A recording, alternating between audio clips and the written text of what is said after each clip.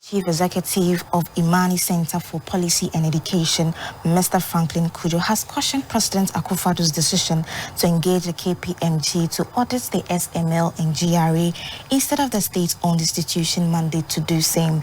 He advised the audit task and advisory services firm KPMG to be cautious in executing the task. First of all, I found the President's directive to essentially mean that he's lost all faith in all the state's investigative bodies to investigate this.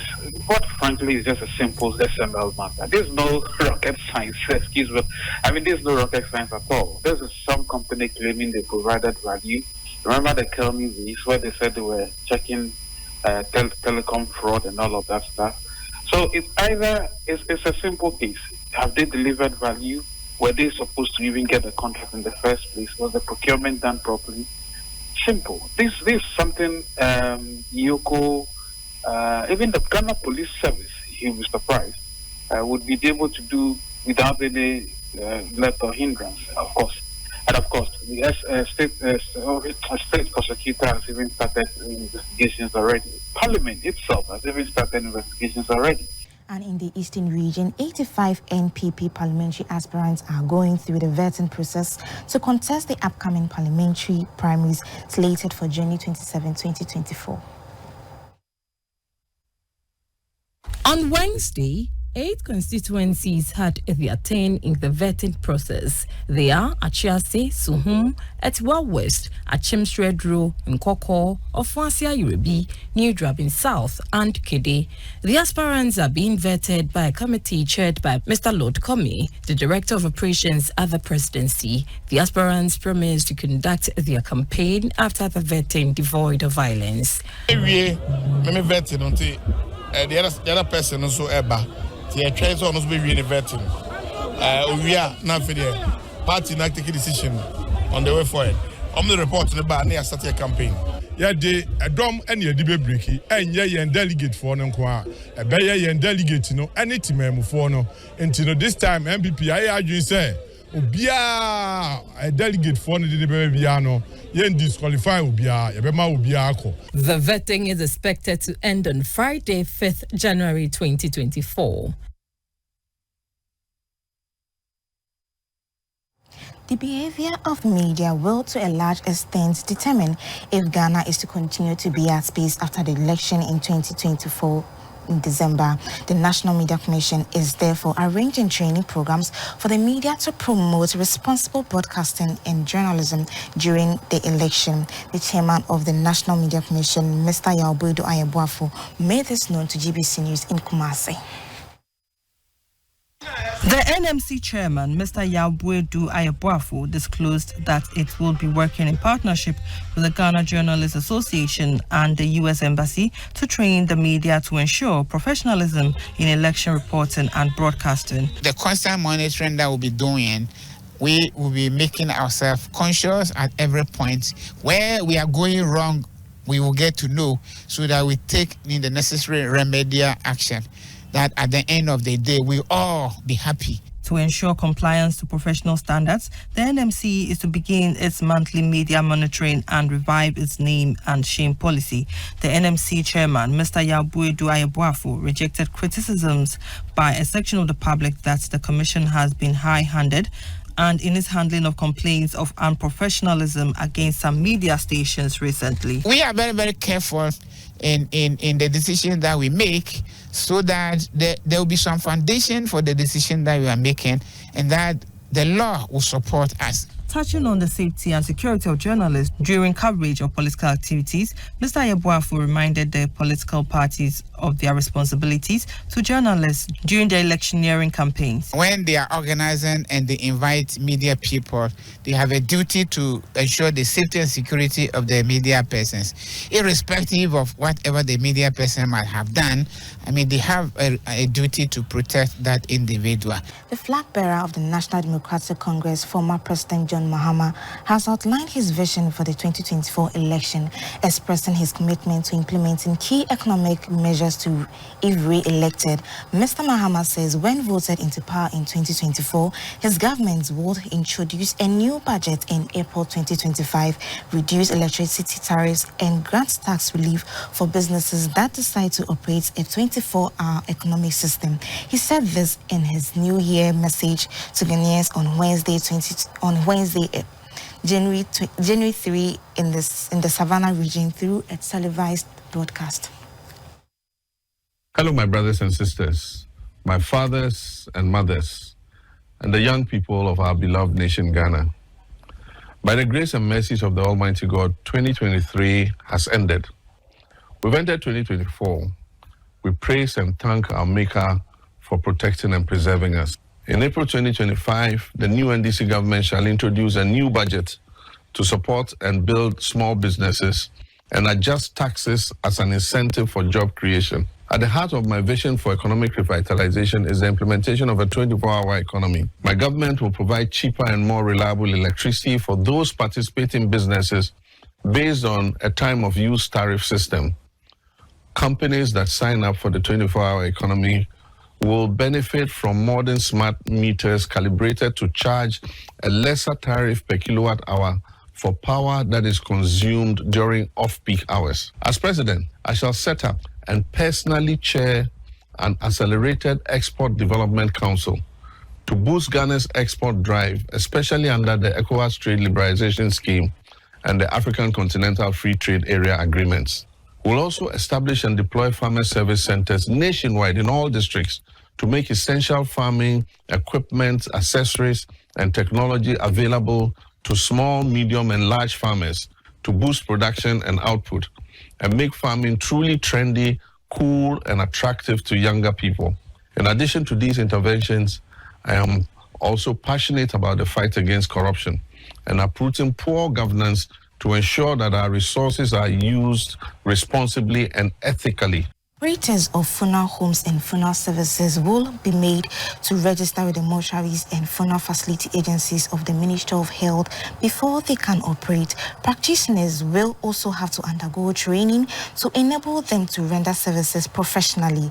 At the inauguration of the board of directors of the agency, it was disclosed that a standard of practice would be developed to regulate their operations and protect the public interest. A report by Sarah Fori.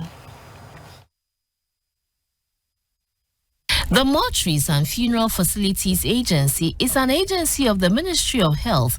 It was established by the Health Institutions and Facilities Act 2011, Act 829, with a mandate to license, control, and regulate facilities connected with the storage, transportation, and disposal of human remains, and to license and to register all health practitioners in the subsector. It is the first board to be constituted for the Mortuaries and Funeral Facilities Agency. One thing I've observed is the fact that because all the mortuary workers seem to belong to the public sector, training and capacity building hasn't been very adequate. Investments into the equipment haven't been very adequate. And now that we have private sector investments coming in, I believe we can use the law to actually situate them to actually invest adequately to take care of our dead. Members of the board include Dr. Yao Safo Trefo, the acting chief executive of the Mortuaries and Funeral Facilities Agency, Madam Salome Brima of the Births and Deaths Registry, Ms. Ema Ufuriajiman, Director of Policy Planning, Monitoring and Evaluation at the Ministry of Health, and Dr. Matthew Yao Cherme, a consultant at the Center for Health Security. The board is chaired by a pathologist at the University of Ghana Medical School and the Kolebu Teaching Hospital, Professor Edwin Ridu. We'll be looking at training because training is essential to ensure that the practitioners offer the best services with the high standard of moral and ethical and professional attitudes. The process of licensing of facilities include registration and inspection. You're still watching News Alive on GBC News. In its heartfelt demonstration of compassion, the Resurrection Congregation of the Presbyterian Church of Ghana in Accra Central, in collaboration with Rest Project, has organized a Jesus Christmas Street party for headquarters known as Kayaye and other needy people at Accra Central. The gesture is to bring joy to those who are less privileged and to reassure them that Jesus still loves them. Highlighting the church's commitment to safeguarding the welfare of the poor and vulnerable, the Resurrection Congregation of the Presbyterian Church of Ghana, situated in Accra Central, continues its commitment to support the needy. Over the years, the church has launched various charitable programs addressing the specific needs of the vulnerable in society. This year, in collaboration with Rest Project, led by Mami Abena Wusu Asifanyame, the church extended its hand of love to Kayaye and other needy people at the premises of the Presby Church near Makola in Accra. God is not a God of just the people who know him, even those who seem like they don't have an idea, or those who don't even appear to even know who God is. God cares about them. And so this is another way of evangelizing to the Kayayes, that God cares about them. God has not forgotten about them. He still loves them, regardless of everything that is happening in their lives. No matter how far they had to travel and leave their family, God is just trying to tell them that he hasn't forgotten about them. Reverend Andrew Donko, the resident pastor of the PCG Resurrection Congregation, said the gesture would have a lasting impact on the lives of those in need. This program is not just about socialization, there is a spiritual aspect. So better opportunities will come into their lives. So we're going to give them hope that Jesus loves them and Jesus is going to be with them. Beneficiaries expressed gratitude to the organizers of the program. 51-year-old Aishetu Salisu is appealing for financial support to undergo a scan at the National Reconstructive Plastic and Burn Center at the Kolebu Teaching Hospital. Madam Aishetu sported a huge swelling at her back with a wound 15 years ago and has since been self-medicating. To enable specialists to determine the sincerity of her condition, she needs 60,000 Ghana cedis to undergo this surgery. 1/3 of the global burden of disease is attributed to surgical conditions, yet 5 billion people globally lack access to surgery. This is the challenge of 51-year-old Aishetu Salisu. According to a medical report, she has had the swelling, which they identified as a tumor, for over 15 years. Transferred from the Nima Government Hospital, she is currently receiving treatment at the Kolebu Teaching Hospital. She has since been visiting the hospital for the wound to be dressed by doctors. Doctors say they need to conduct a scan of the area before further arrangements can be made for surgery. Her health condition has affected her business as she has been rendered inactive. To help specialists determine the severity of her condition, Madam Aishetu needs 6,000 Ghana cedis, but she has not been able to raise the said amount. She is appealing to benevolent individuals and organizations to help her raise the amount in time for the surgery.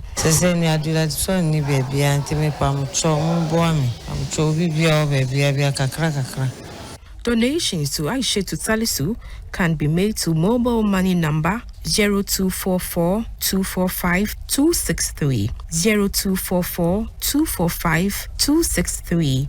Account name Kamau Yakubu.